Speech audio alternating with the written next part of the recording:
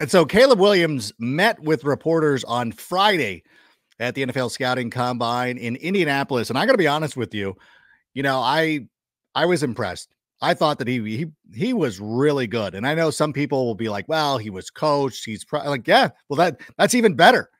That's exactly what you want. If you think about this, if he was prepped and he was coached, he's taking coaching. That's a great indication right there. Yes, you do want him to go out there and have command of whatever he's doing, whether it's a huddle, whether it's a press conference.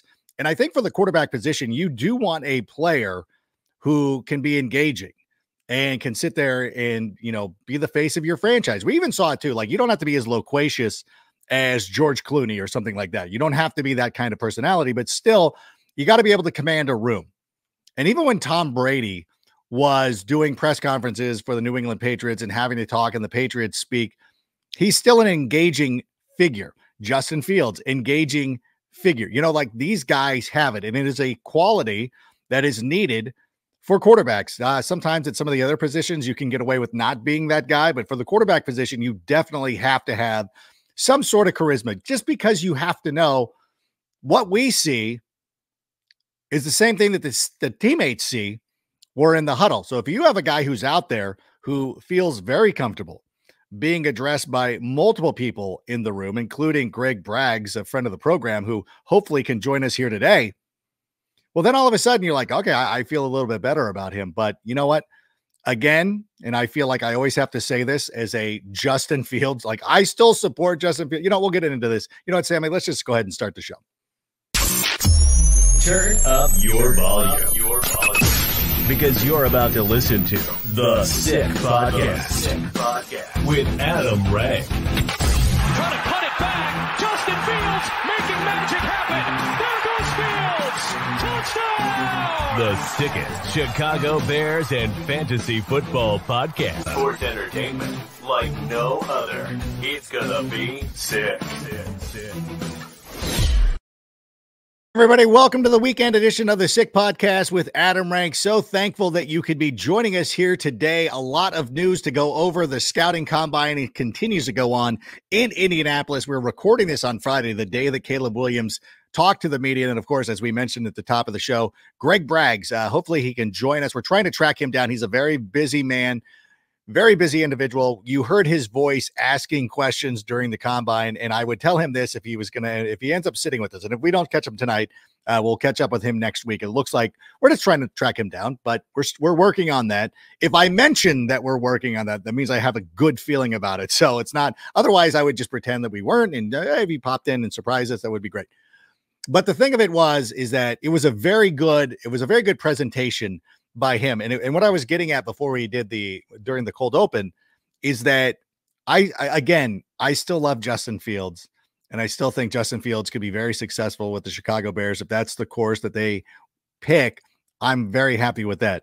But I do feel a little bit off because a lot of times when we have these discussions, when you support, like, you always have to kind of like, I don't think that this needs to be said, but I'm going to support whomever the quarterback is for the Chicago Bears next season, unless it's Drake May. No, I'm kidding. But whomever the quarterback is next season, we are going to support them. And I feel like people who are in the pro Justin Fields camp, I think of myself, I think of our internet friend, EJ, the real one, Ill Will, even Will Brooks is who I was trying to think of. But guys who are like supporting Justin Fields, we still support the Chicago Bears. We just feel like, hey, like we would stick with Fields, but that's okay. But I also have to be realistic. And the news that you're starting to get out of the combine, it almost feels like a fait accompli. Like it feels automatic. And it feels like Justin Fields has already been traded. And it feels like Justin Williams is already the presumptive pick. And we talk about team building. And that is one of the things that, I mentioned this earlier this week on Tuesday, was that you are giving up a lot of potential draft capital when you're drafting Caleb Williams. Listening to him speak on Friday made me feel a little bit better about that, because again, like, I love Justin Fields, and make no mistake about that. But again, as a practical person who is watching this unfold, unless the Bears are playing the greatest troll job, getting like multiple picks for decades from franchises around the league, it really does feel like it's Caleb Williams at this point. We could be mistaken. We could even, again, they could do the thing where they like trade down a spot and take Jaden Daniels or somebody like that. But for right now, it feels like Caleb Williams is that dude. And as a matter of fact, our friends at Pro Football Talk tweeted this out earlier today. Sam, if we got that, I'd love to go. Yeah. So Pro Football Talk, this is, of course, Michael Florio. We just spent 10 minutes with Caleb Williams. Condolences to the Vikings, Lions, and Packers. This guy is the real deal, and the Bears will have their first franchise quarterback since Sid Luckman. And this was at 9:52 a.m. in the morning. Already had 1 million views. Who knows what it is now if you went out and found that on the Pro Football Talk feed. It's probably in the 2 million at least. It is an interesting thing. There is something about it. And again, we talk about generational quarterbacks. He looks like the tape is really good. I had even tweeted this out too. Like, hey, I liked what I saw from Caleb Williams at the combine. And somebody was like, well, the tape's good too. Yeah, the tape's excellent. And everybody who is sitting here trying to break down the good things or the bad things about Caleb Williams' game, you know, I've talked to Daniel Jeremiah, I've talked to Chase Daniel, and I've talked to other people who break down quarterback film, and they are very excited about what Caleb Williams brings to the table. And one of the big things, and you hear this a lot, is that Caleb Williams, and I know he gets compared to Patrick Mahomes an awful lot, but one of the things is the knock against Patrick Mahomes as they started going through the evaluation process was, hey, you know what? It was too much hero ball. When he was down there playing in Lubbock, and we're talking about Patrick Mahomes, there was a lot of instances where Patrick Mahomes was great. The supporting cast, maybe not so as much.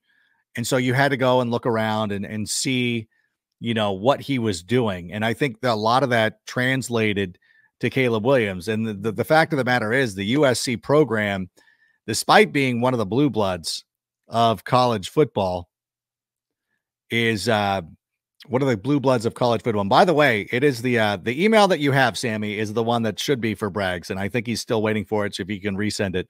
And I'm just doing this real time, just to let you know, pulling back the curtain. This is the inner workings of what's going on. USC is still having to play a lot of hero ball. I don't think that program is really recovered from Clay Helton. It's hard to understand how much the USC program went, how much of a loss the USC program really faced having Clay Helton as their head coach. And Lincoln Riley is now in his third, fourth year, whatever it is. It is going to take a little bit of time for him to get back up there. And it'll be difficult without Caleb Williams. What we saw last year, the guy who came in and replaced him the quarterback who replaced Caleb Williams, went out there and played really well. And that was one of the, like, look at this guy. I'm like, yeah, they were playing some mid-card team in the Holiday Bowl. That really isn't a fair comparison. So I think if Caleb Williams had played in that bowl game that everybody points to, he would have went out there and thrown 6 touchdowns as well, maybe 8. He would have lit that team up as well. And there's just too much good tape. Now, there are a lot of questions about Caleb Williams. I think the biggest one that really started to catch fire on Thursday night was the medical thing. Like, hey, he's not sending his medicals to everybody. This is something that I kind of wish that more prospects did, especially if you're the presumptive number 1 pick. Now, there is no way that you're going to be drafted by the Chicago Bears without doing some sort of physical, without getting the medicals, without getting the height and weight and everything. Ryan Poles is going to have all this information. But at the same time, think about this. Think back to what Pro Football Talk just said about, hey, they condolences to all these teams. Like, why do you give that information out to the other teams? You know what I'm saying? Like, if Caleb Williams already knows that he's going to Chicago, why would we give out that information? Have you ever, that's the thing. Like, yeah, if you still want to share it with the Commanders, with the Patriots, because we're trying to swing a deal, maybe the Atlanta Falcons, fine. But if you're content and you're like, yeah, we're taking them, like, why don't you just do an in-house evaluation? I actually kind of prefer this. And I think that more players should start having some ownership of the way that they're treated going into the draft process. I think this is actually kind of a bigger conversation that we can have over the course of a number of years is like, yeah, like the players have been kind of treated like it's a cattle call, like it's a beauty pageant. Like Tom Brady, his combine picture has been floating on the internet for the last 25 years or however long it's been. Yeah, it's close to 25 years now. That's not fair. Like that sucks. Tom Brady standing there in his underwear is now, you could go Google this right now and find it. Why wouldn't I think more players should start following Caleb Williams' lead. As a matter of fact, if I was Marvin Harrison Jr., I'd be like, yeah, I'm good. I don't know. And I think, you know, again, Marvin Harrison Jr. is probably in a very similar situation where people can be like, well, Malik Neighbors might be better. Romadonze might be better. Like, okay, fine. But at the same time, you should be able to kind of have a little bit of ownership of that stuff. So when I hear the news reports that Caleb Williams is not offering up his medicals to everybody, I'm kind of like, good. I don't need the Vikings having that information. I don't need the Lions having that information. Definitely don't need the Packers need it. Why would the Packers need that? You're not drafting a quarterback. You're not drafting Caleb Williams. Why do you need his medicals? Why don't you chill out?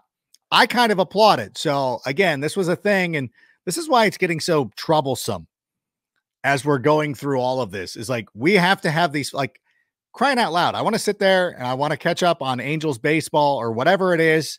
I want to talk about Ted Lasso or make jokes about the band Rancid and the Distillers, which a lot of people missed the joke, what I was getting at a couple of days ago. But in any event, like I'm tired of these conversations.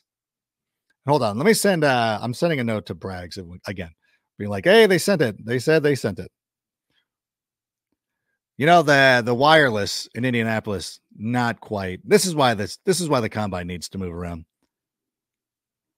And if we can get him on, we'll have him on. Again, he was the one in the room asking a lot of the questions. And I thought it was cool too. One of the things that I really liked is that he showed up at Jerry Rice's son. Like, he showed up at his press conference and Caleb Williams started asking questions. Hey, what does it feel like, you know, being Jerry Rice's son and all that stuff? I think it kind of shows a camaraderie. And again, I think this goes back to some of the narratives that have been surrounding Caleb Williams over the last number of years of, you know, he's a bad guy. He's a bad character guy. He's got all these questions. And again, I told this story on a previous show, and I'll reiterate it here, is like being at the Super Bowl. And I was taking a tram from Mandalay Bay to the not Luxor. Well, you go by the Luxor, but to Excalibur. Some guy is like, yeah, I'm worried about his character. And I'm like, what? Do you follow USC? Are you a big college fan? No, you're hearing this secondhand.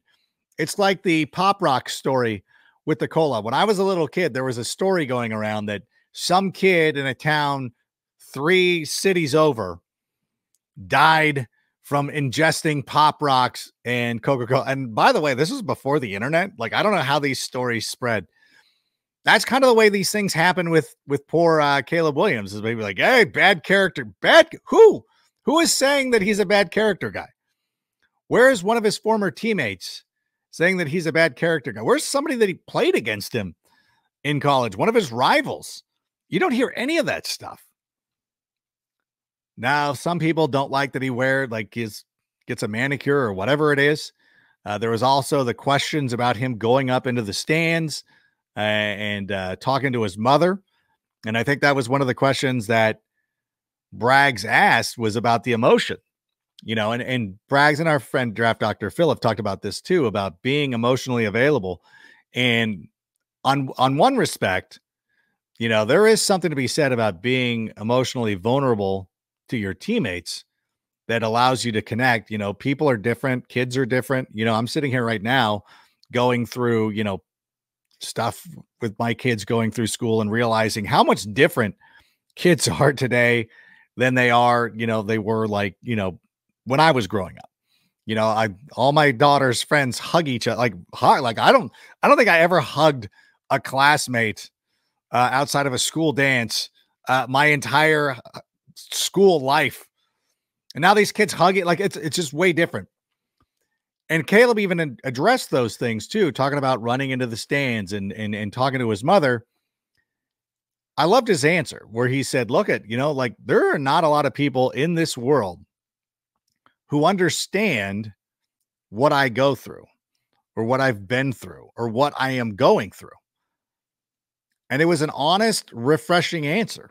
Like, yeah, like we don't know. We don't know what that's like. We don't know what the pressure is like for these kids playing big time college football. And even the fact that college football has changed over the last number of years.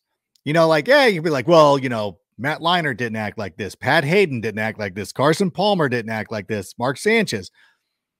Those guys were in completely different situations because now we're in an era of NIL where players are getting endorsement deals and they're able to cash in like that. And there is really, it's much different for these guys moving forward or from now on, like there's different things you have to answer to. So things that a lot of these SC quarterbacks or just college football quarterbacks in general didn't have to deal with in the past are now in the forefront. I mean, college football, these players are more visible than ever being out there. And again, we're still trying to track down our friend Greg Braggs, who is out there, interviewing, doing his thing. Really, really excited for him and the job that he's been able to do. And our friends over at CHGO who have been there over the last couple of days, getting all these great interviews. And to the point now too, this is one of the things that I've seen a lot too. And I want to address this because I know our friend Jacob Infante was bringing this up the other day because this was a tweet. Well, this was something that was going on where Dan Orlovsky was on First Take talking about perhaps, that Jaden Daniels should be the pick. And this is one of those things, again, the joke that I make about Jaden Daniels and Drake May especially, where it's like, hey, like maybe we're not going down this road again. We are not going down the road of like, this is the number one guy. This is the, and you talk about this, and I know it hasn't really worked out as well for Trevor Lawrence as we would have liked. But at the same time, look at what Joe Burrow has done for the Cincinnati Bengals. He got them to the Super Bowl, like almost immediately. And he fought through some injuries, And so there is a real sense that Caleb Williams could be that guy who comes in and does that. And why are we messing around with Jaden Daniels and Drake May or anybody? No, it's for me. And I've said this all along as somebody who supports Justin Fields. It's Justin Fields or Caleb Williams. Those are the only two options. And again, I will support whomever is the starting quarterback for the Chicago Bears to start the 2024 season. We do have a lot of faith in the guys who have been leading this program over the last number of years to kind of get that done.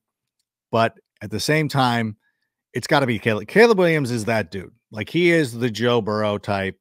I think he's more Joe Burrow than he was Trevor Lawrence, but that's just me. And again, just talking to people who are doing this. And whenever you see somebody on the television show or any television show being like, hey, I think that perhaps, and this quarterback could change over the next number of weeks. I would actually consider, because I think going back to last season, and I would have to check, and I'm shooting from the hip, and I might be talking out of my rear end on this one, but I almost can assure you that there was probably somebody who was like, hey, like, should Will Levis be the number one quarterback? And that, like, stop it. And you got to be kidding me. No, that had nothing to do with Braggs.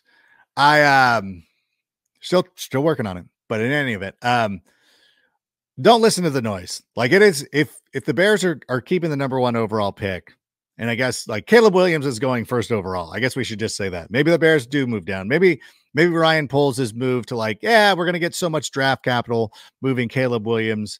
Perhaps we move down just an extra spot. Fair enough. Like if you got to do that, fine. So be it.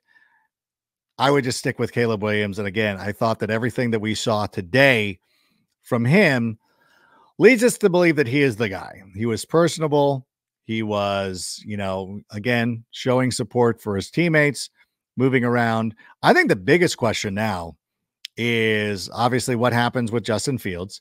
There are reports, again, as assumed as it is, that the Bears are taking Caleb Williams.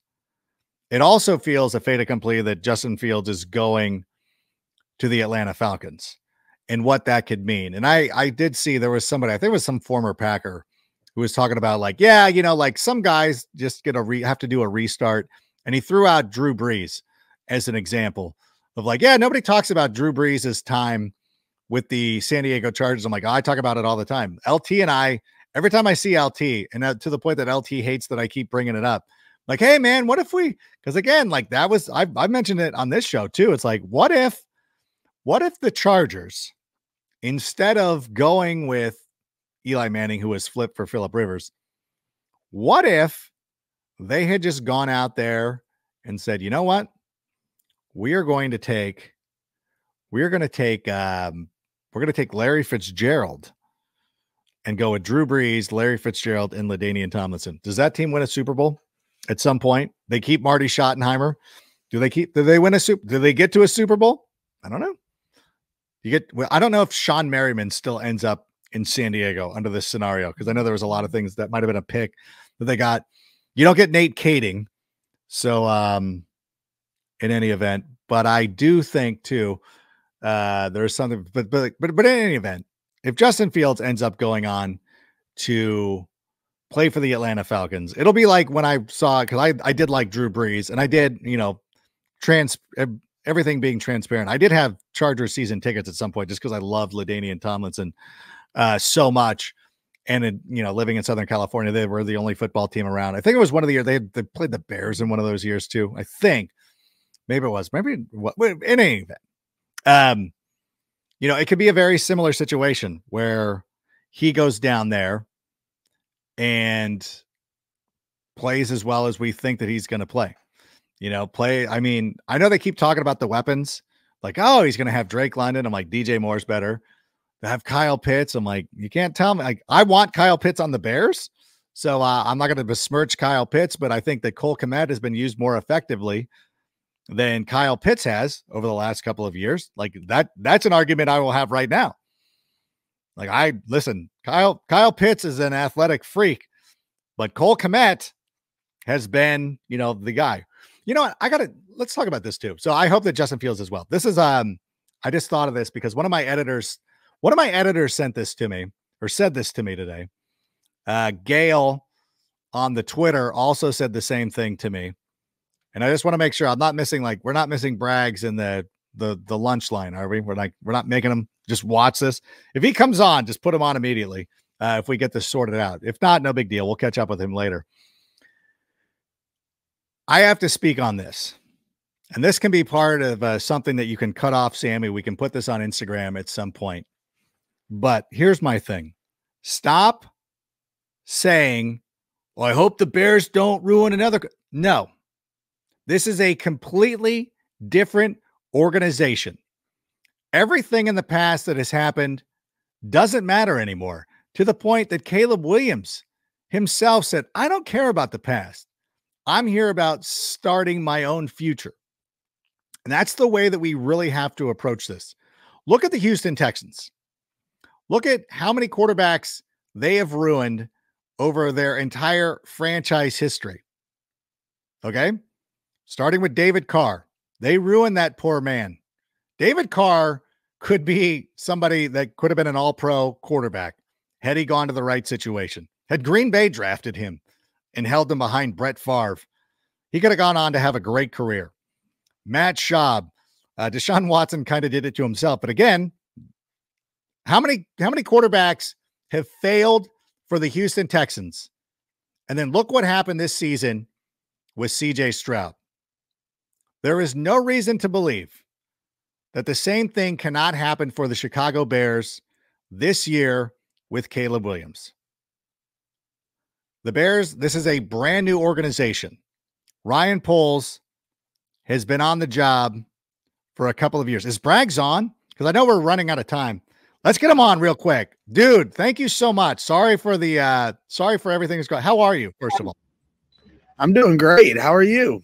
I'm great. Before I ask you any question about Caleb Williams, I want to talk about you asking questions at the scouting combine. I want to tell you right now, first and foremost, and I should say this to the end, but I want to make sure I get it in. I am so proud of you. It gives me such a great feeling that when I hear your voice, and your voice is it's distinguished, it's you asking it. It makes me so proud. And I love the fact too that you're brags. Like you're not like think about this. Like I'm rank, you're brags. You got to be a certain somebody to be the one name person. Like you're not Mark Carman, you're not Adam Hodes. Like Cher and Sting. So I am proud of the work. What was it? Do you get nervous when you're sitting there asking Caleb Williams questions, or are you over it now? Well, it was nice that he was the third person up at the podium. You had Jaden Daniels to start, and then Marvin Harrison Jr. was supposed to go, and then something happened where he wasn't able to come out, but then Drake May was after him, and then Caleb came. And so if Caleb was the first guy out the gates, I probably wouldn't have liked that.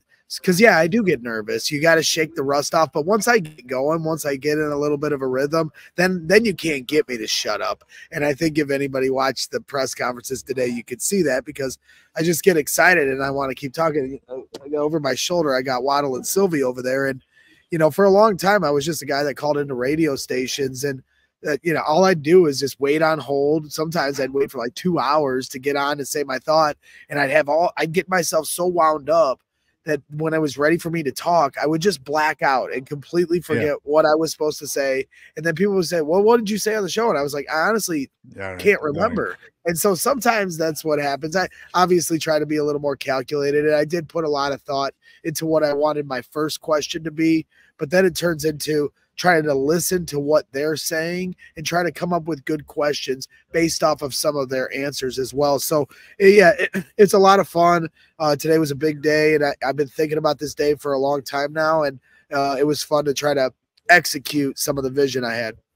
Yeah, it was an amazing job. I'm curious as to what you thought being in the room with Caleb Williams. I've been talking about this over the course of the show already, is that I was really impressed by the way he presented himself, the way he spoke. What were your impressions being in the room with him? Yeah, I mean, you can definitely see the confidence he carries himself with, and it's a swagger, do some people look at that and think it's borderline arrogance? Maybe, but there's a fine line between confidence, swagger, and arrogance. They all kind of blend together, right? And so, guys like that, have a lot of confidence are going to have a little arrogance. I have a little arrogance. I think very highly of myself. So, I think that's within all of us. But at the end of the day, what really stood out was the first guy out the gate. I'm not really sure who he was. I know he was promoting his question on Twitter, but Caleb Williams stepped to the podium and says, "Good morning." And before he can even finish the sentence, there's a guy drilling him about, maybe not being scared to match up with his measurables and, and go out and do the, and so it was, when you're in these kind of environments, typically some tough questions might come, but right out the gate like that, right as he's saying good morning, the guy doesn't even respond back to, say like, hey, good morning to you or whatever, just right into it, throw him the hardest, the fastball, hardball question you can give him.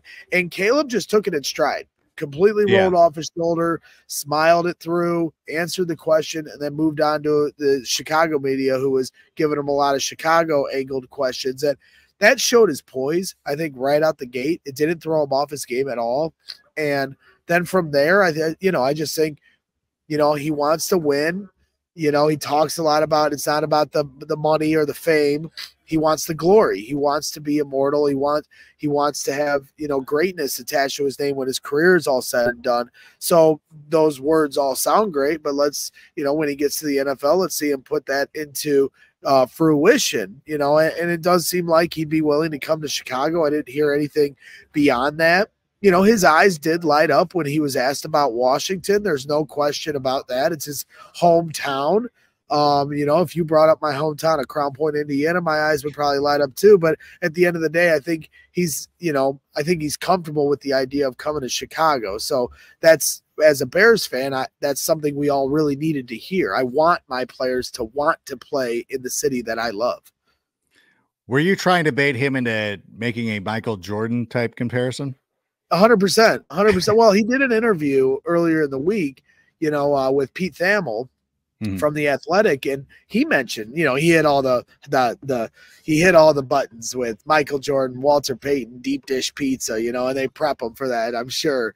Yeah. But he does think very highly of himself and talks about being immortalized, and so to that extent, when you talk about Michael Jordan and the impact he had on the sports world, and he put Chicago on the map in a lot of ways.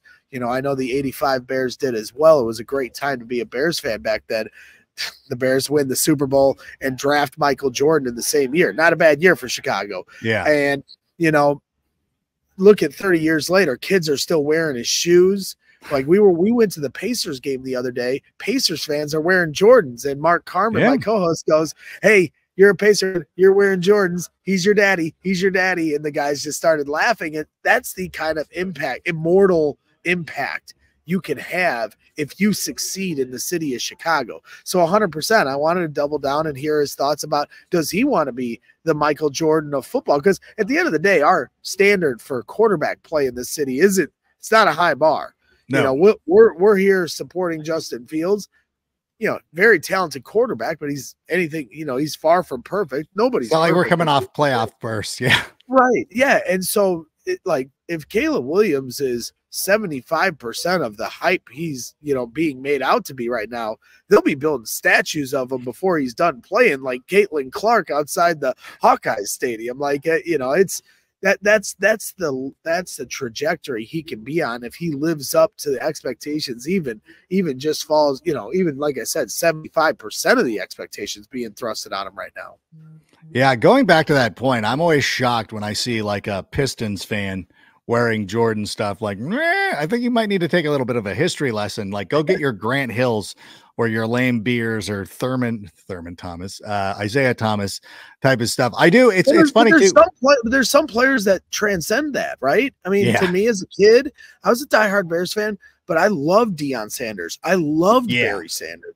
100%. Barry Sanders is like the perfect example of that. And how many kids around the country loved Devin Hester? Just got in the Hall of Fame. It didn't matter if they were a Bears fan or not. He was so special that that's immortalization. To transcend the teams we root for and the rooting diehard interest we have and appreciate greatness when you see it. Yeah. And you want it to go back the other way too. Like when you look at Patrick Mahomes, like people are now starting to not like him because he's been too successful. Like you want to be in that sort of situation too, where it's like, you're so good now people don't like you and rooting against you. Like, cause the first time that we get to the playoffs, and if we get to the playoffs with Caleb Williams, people are like, hey, we're rooting for this.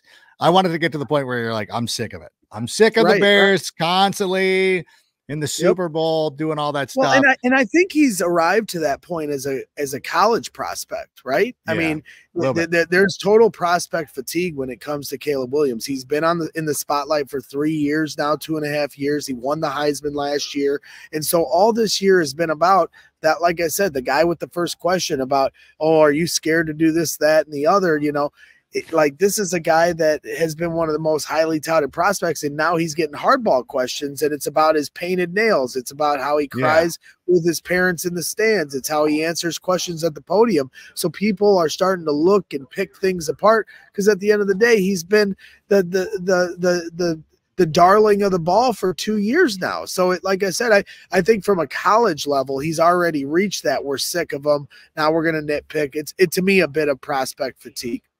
Yeah, and it's one of the reasons why they continue to talk glowingly about players like Jaden Daniels, because he has not been in the spotlight as long as Caleb Williams. So give Orlovsky 2 more months, and he might start saying that Jaden Daniels is a last to arrive, first leave, or whatever he said about Justin Fields back in the day.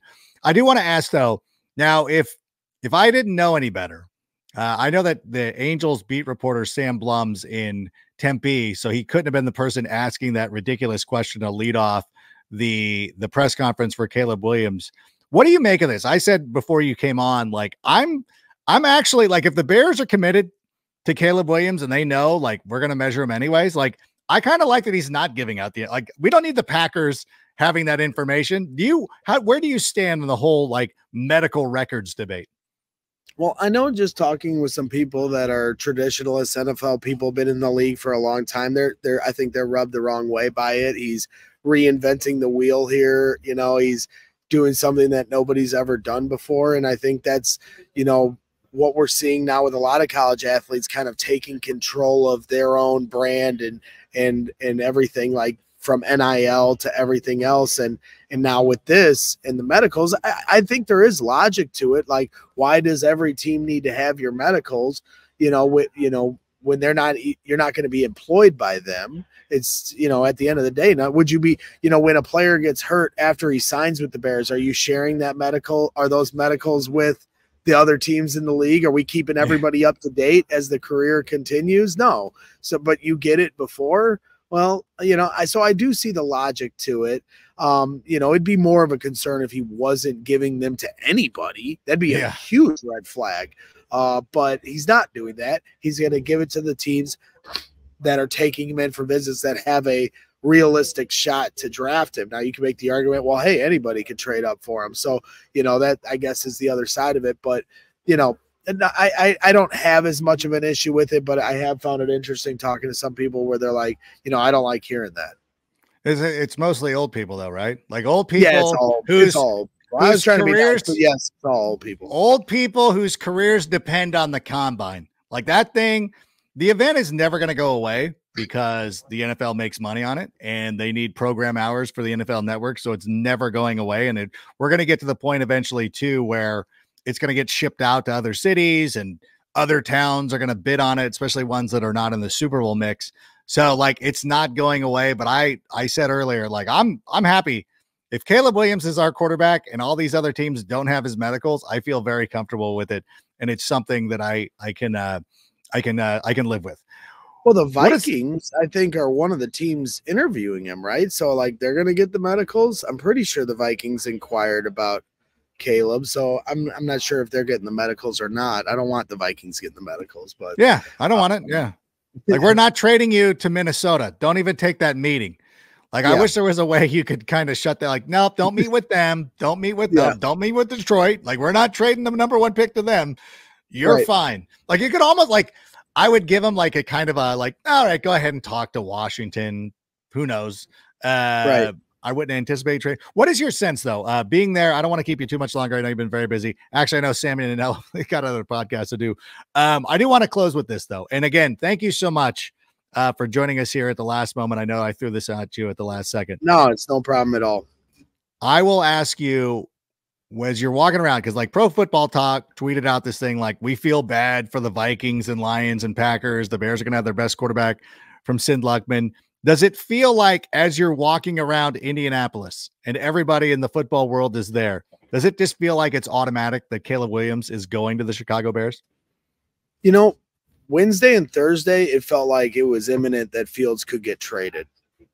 And when that article came out and, when Ryan Poles spoke to the media on Tuesday, Matt Eberflus did as well, and some of the quotes coming from those, I think it started to pick up steam. There started to be some rumors about Atlanta. Then all of a sudden DraftKings takes, the where Fields will go off the board. I think that moved the needle for some people that follow that kind of thing. And so it felt like we were like on standby, even at night when we were out, like this could happen at any moment. Now, all of a sudden today, like I said, it's like, people just kind of get tired of saying the same thing. Now, all of a sudden today, some of the things I've been hearing walking around are, maybe the Bears might draft Jaden Daniels. Wow. Maybe the Bears might draft JJ McCarthy. No.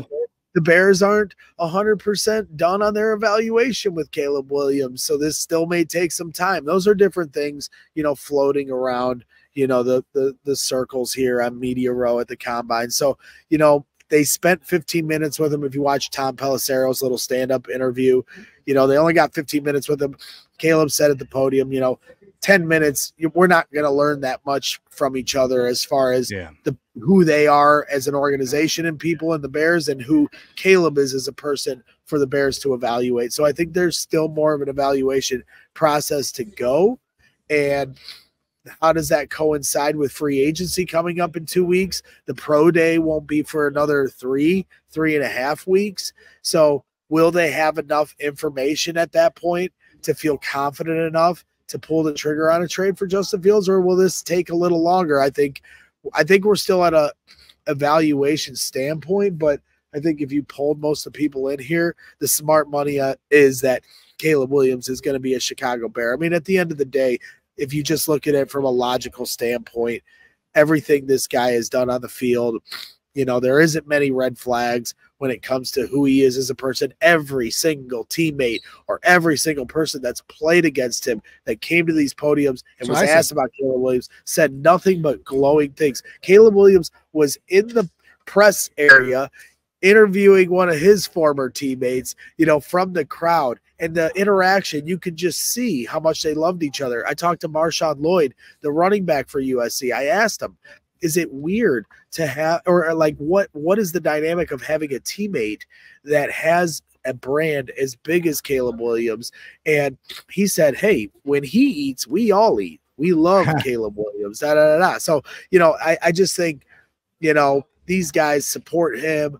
I think it sounds like he's a good teammate, a good leader. I don't think it's window dressing that his friends are putting on for him. I think it's a real thing. So you add that with the talent that he's shown on the field, logically, at some point, Caleb Williams is going to be a Chicago Bear on April 25th or whatever day the first round of the draft is. Yeah, I feel the same way. It's interesting that you bring up, like, obviously Tuesday, Wednesday, Thursday, it's Caleb Williams to the Bears. Then people start, again, the programming notes like, hey, let's switch it up a little bit. Anybody willing to talk Jaden Daniels? And then Dan Orlovsky goes, I'll talk about him. Like, I thought I liked him during the season. And then like, okay, well then go out and say this. It reminds me of being at the Super Bowl a couple of weeks ago, like flying into Las Vegas on Tuesday night, like committed to the Chiefs winning the Super Bowl. And then by the time we got to Saturday, you go through the ringer so much, it's like, I think the 49, like there's a vibe check here. So I think it's very similar out there as well, that like, as you go through the week and you're tired of saying the same thing over and over again, and the producer is like, hey, how do we keep this story going? Because, for a lot of people, it's like, well, why would somebody continue to watch a show where you're just repeating what you said on Wednesday? You know what I'm saying? So you got to kind of keep it fresh. And it's always a problem that I always run into, because I know that I repeat myself a lot, being like, I'm a Justin Fields guy, but I can react to new information, which is what I'm trying to do. And I think that I'm being as fair as possible. Similarly, I think some of these talking heads are like, well, I'll talk Jaden Daniels, and like, we'll run B-roll of him, and we haven't talked him before. And who wants to talk about Drake May, and who wants to do this? And what about JJ McCarthy? And there's so many different ways to kind of do this. So in any event, like that's what happens. Before you go, I lied. I'm going to do one more, because I was addressing this when you came on, and I want to hear your thoughts on this, because even from Bears fans, and even from an editor of mine who is a Bears fan, of like, no, they're just going to screw up another quarterback. I sort of rebuked that. And I use the Texans as an example last year of like, you look at the quarterbacks the Texans have ruined. Like every quarterback in Texans history had been ruined up until CJ Stroud. Right. When you hear people be like, I don't want the Bears to ruin another quarterback, what is your response to that? Yeah, I mean, it would be so Bears to get this wrong when it's right in front of your face. But, Shane Marsaw, our guy from the Tape Never Lies Network, I thought he said it perfectly. And he said this to me. He goes, the Bears are always one pick short of greatness. We missed out on Aaron Donald by one pick. All due respect to Kyle Fuller, but we missed him by 100%. I've never been more upset in my life. I scared, because I was doing NFL red carpet stuff, and Megan Collins' style girlfriend, who I was working with, was frightened about how upset I was that we didn't end up with Aaron Donald. But I digress. I had a draft party at my house, and I shut the party down over it. And people did not understand why until one day Aaron Donald's pointing at his ring finger winning a Super Bowl. We lost a coin flip for Terry Bradshaw once upon a time. A lot of young Bears fans don't know that, but that was. Then we ended up with Walter Payton. Well, yeah, but not Right, but I'm just saying not in the first round, right? Maybe. Whatever. Yeah, we lost a coin flip for Terry Bradshaw. And whatever. I mean, but still to the point of like just the flip of the coin. I mean, it's the perfect analogy, and that's what it is. And the Bears obviously overthought the process with Mitch Trubisky, and we've just always been a day late and a dollar short when it comes to having a player fall in our laps like this. And the miracle that we were presented by Lovie Smith last year to get the number 1 pick last year, and then to parlay that into the number 1 pick this year, and it turned into an opportunity for the Bears to select a quarterback that's a quarterback prospect that's as highly touted as very many, great quarterbacks that have came into this league from a coaching tree that's had the likes of Baker Mayfield, Kyler Murray, Patrick Mahomes, and Jalen Hurts come from the same coaching tree into the league. So, I think there's an idea that it does translate. So this is a rare opportunity of luck that the Bears finally had fall their way. And I am excited for the future of this team and the opportunity that's been given to them. So I like to live in a world of positivity, and I'm not going to hedge my bet by being cynical enough to say, well, it's the Bears and they'll screw this up no matter what. No, this time we're going to get it right, and I'm excited for the future of the Chicago Bears.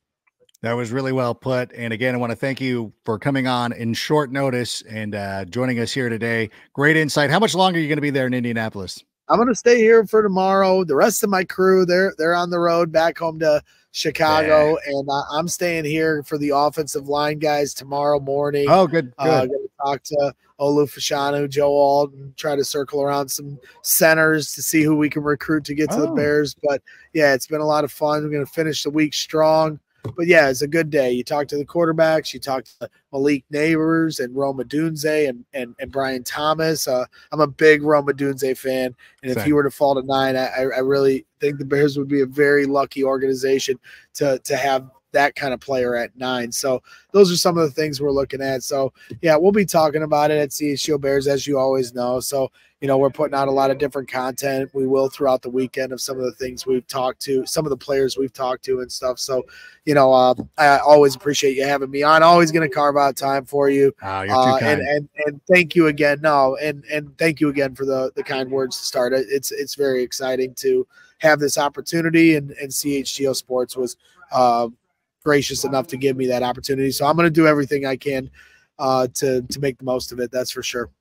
Well, thank you so much. Again, very proud of you. Continue the good work. We'll check in with we'll continue to watch you through tomorrow as you go find us a center, maybe another offensive lineman, maybe a guard, whomever. But in any event, thanks so much for being here, and we'll go ahead and close out the show there.